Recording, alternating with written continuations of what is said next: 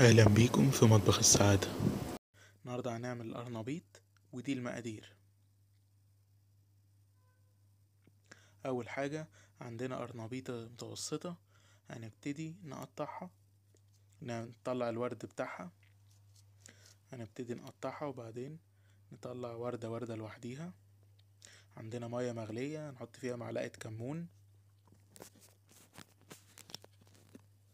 وبعدين هنبتدي ننزل القرنبيط، هيتسلق حوالي ربع ساعة. وفي الخلاط عندنا الطماطم، هنحط عليها الصلصة والملح وكل البهارات بتاعتنا اللي في المقادير، وهنضربها كويس في الخلاط، وبعدين هننزل عليهم بالدقيق ونكمل ضرب لغاية ما يعمل زي عجينة متماسكة شوية زي ما انتوا شايفين. وبعدين عندنا بقدونس مفروم متقطع صغير مع توم مفروم، حوالي 3 فصوص توم، هنقلبهم كويس. وبعدين هننزل القرنبيط في الخلطة دي ونقلب كويس.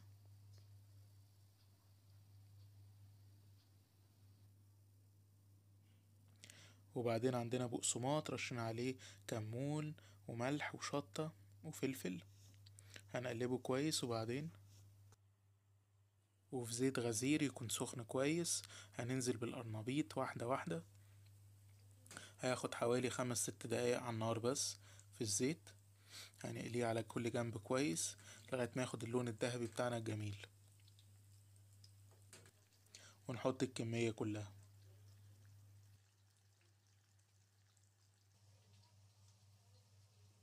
وده في النهاية شكله، ويا رب يكون عجبكم.